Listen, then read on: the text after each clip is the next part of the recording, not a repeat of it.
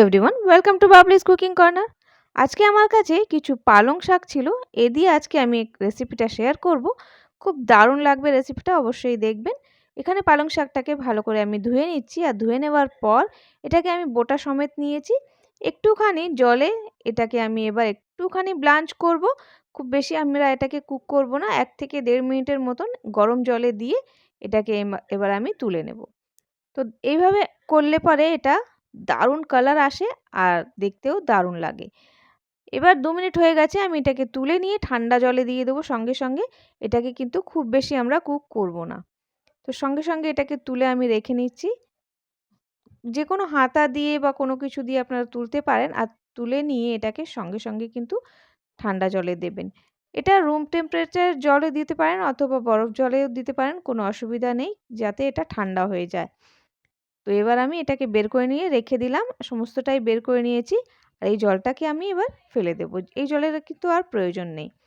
এরপর আমি এটাকে যতক্ষণ ঠান্ডা হচ্ছে, আমি অন্য প্রসেসগুলো করে নিচ্ছি। তো বেশ ঠান্ডা হয়ে গেছে এটা। এবার আমি জল থেকে বের করে নিয়ে এটাকে একটু বেটে নেব। তো এটা একদম স্মুথ করে বেটে নেবেন। জলের প্রয়োজন নেই, কারণ এটার মধ্যে যা জল আছে তাতেই এটা বাটা হয়ে যাবে। আলাদা করে জল দেওয়ার কিন্তু কোনো প্রয়োজন নেই। সমস্তটা তুলে নিলাম আমি, এবার এটাকে বেটে নিচ্ছি। এই জলটাকে এবার সরিয়ে দেব। দেখুন কি সুন্দর করে বাটা হয়ে গেছে, আর একদম স্মুথ একটা পেস্ট তৈরি হয়ে গেছে। আমি কিন্তু কোনো জল এখানে অ্যাড করিনি। এটাকে আমি একটা বাটিতে রেখে দিলাম। একটা টমেটো নিয়ে নেব, একটু মিডিয়াম সাইজের, খুব বেশি বড় না, একেবারে ছোটও না, একটু মিডিয়াম সাইজের নিয়ে নেবেন।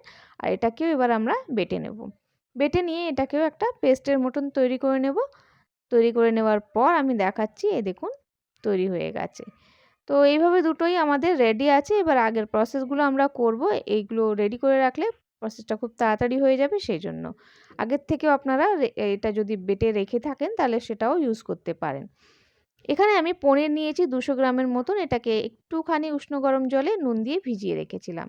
এরপর এটা জল থেকে বের করে নিয়ে আমরা এটাকে একটু ফ্রাই করে নেব। সর্ষের তেল নিয়েছি আমি এখানে। আর একটু হালকা কালার আসা পর্যন্ত আমি এটাকে ফ্রাই করে নিলাম। তো এবার আমি এটাকে বের করে নিচ্ছি। এর মধ্যে আবার আমি সর্ষের তেল দিলাম, তার মধ্যে দিয়ে দিচ্ছি জিরের ফোড়ন, একটা তেজপাতা, আর দিলাম 2-3টে লবঙ্গ, এলাচ আর দারচিনির টুকরো। এখানে একটুখানি আমি কোয়ার্টার টিস্পুনের মতন হিং দিয়ে দিলাম। ভালো করে এগুলোকে ভেজে নেব। ভালো সুগন্ধ আসার পর আমি দুটো এখানে লাল মরিচ দিয়ে দিয়েছি, শুকনো লাল মরিচ যেটা হয় সেটা। এরপর আমি এটাকে কিছুক্ষণের জন্য ভেজে নিলাম। এরপর আমি এখানে দিয়ে দিচ্ছি একটা মিডিয়াম সাইজের পেঁয়াজ নিয়েছিলাম। সেগুলোকে কুচি, কুচি করে কেটে রেখেছিলাম, সেটা দিয়ে দিলাম। একটু হালকা কালার আসা পর্যন্ত ভেজে নেব সবকিছুকে। আর দেখুন হালকা কালার চলে এসছে। এরপর আমি এটার মধ্যে দিয়ে দিচ্ছি ১ বড় চামচ আদা রসুন বাটা। আমি ফ্রেশ আদা রসুন বাটাটা ইউজ করছি। আপনারা চাইলে রেখে থাকা বা প্যাকেটেরটাও ইউজ করতে পারেন। এখানে আদা রসুন বাটাটাকে ভালো করে কষিয়ে নেবার পর টমেটো বাটা দিয়ে দিলাম। একটুখানি দিয়ে দিলাম জল ধুয়ে বাটিটাকে। এরপর আমি এটাকে ভালো করে কষিয়ে নেব।